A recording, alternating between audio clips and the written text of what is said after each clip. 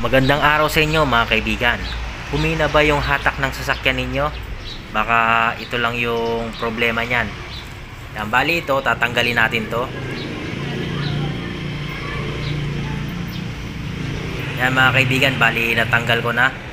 Ngayon buksan natin ito para makita natin kung malinis pa yung kanyang air filter. Kasi kapag madumi na yung kanyang air filter, magkakaroon tayo ng problema, hihina yung hatak ng sasakyan natin. Isa yan sa mga dahilan kung bakit mahina na yung hatak, kasi marumi. Bali tanggalin natin yan. Kung mapapansin nyo mga kaibigan, yan, napakakapal na ng dumi nyan. Yan, maitim na yan o, at kinakalawang na rin. Yan, bali ito mga kaibigan, papalitan natin to ng bago para malinis at mas maganda yung hatak ng sasakyan natin. Yan, bali bibili tayo sa auto supply nito. Yan. Bali yan mga kaibigan, nakabili na ako doon sa auto supply. Bali ang bili ko nito ay 180. Yan o, sa halagang 180 lang. Magiging maayos na ulit yung sasakyan natin. Yan, kumpara mo dito, yan, napakaitim. Yan, itong bago, puting-puti.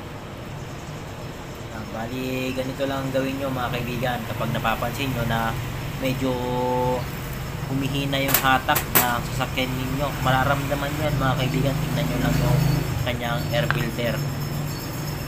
Baka marumi lang at kailangan ng palitan.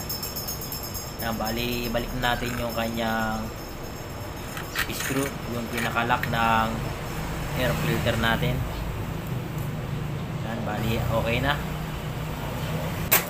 Kaya kinakailangan natin na magpalit ng air filter mga kaibigan para mas maayos na makahigop ng hangin yung ating sasakyan. Kasi kapag marumi na yung air filter, hindi masyadong maganda yung higop ng hangin, o di kaya hindi makahinga masyado yung sasakyan natin. Kaya ayun, mahina yung hatak.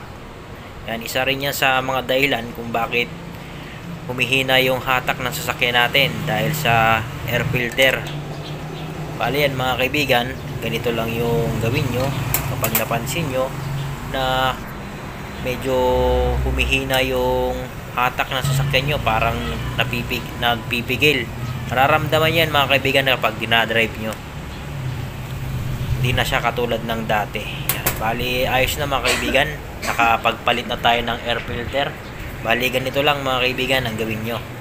Salamat sa inyong panonood mga kaibigan.